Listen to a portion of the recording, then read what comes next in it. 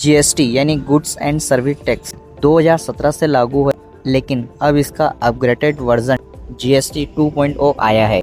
इसमें tax slab में बदलाव, ई कॉमर्स रजिस्ट्रेशन को आसान बनाना और इनवॉइसिंग सिस्टम को पूरी तरह डिजिटल करना शामिल है। सरकार का मानना है कि इससे टैक्स चोरी रुकेगी और ग्राहकों को ज़्यादा क्लियर प्राइसिंग मिलेगी। क्योंकि ये बदलाव नवरात्रि और दिवाली जैसे बड़े त्योहार से ठीक पहले हुए हैं, इसलिए मार्केट में इसका सीधा असर देखने को मिल रहा है। ऑटोमोबाइल और इलेक्ट्रॉनिक्स पर जीएसटी की दरें घटाई गई है, जिससे कार, बाइक, टीवी और मोबाइल की सेल में उछाल आया है। ई कॉमर्स वेबसाइट्स जैसे अमेज़न और फ्लिपकार्ट पर अचानक ट्रैफिक बढ़ गया है, क्योंकि लोग अब डिस्काउंट के साथ साथ कम टैक्स रेट का फ़ायदा उठा रहे हैं।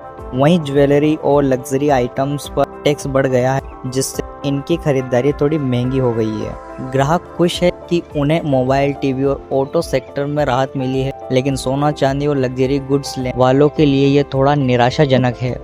दूसरी तरफ छोटे व्यापारियों का कहना है कि नए डिजिटल इनवॉइस सिस्टम से ट्रांसपेरेंसी तो बढ़ेगी, लेकिन उन्हें शुरुआत में थोड़ी टेक्निकल दिक्कतें झेलनी पड़ रही है। जीएसटी 2.0 का सबसे बड़ा फायदा है कि अब टैक्स स्ट्रक्चर और क्लियर हो गया है।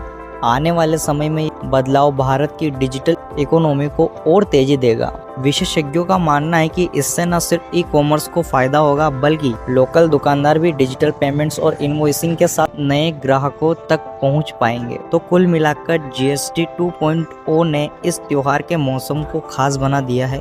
कुछ चीज़ें महंगी हुई है, लेकिन इलेक्ट्रॉनिक्स और ऑटो सेक्टर में ग्राहकों के लिए ये किसी तोहफे से कम नहीं है।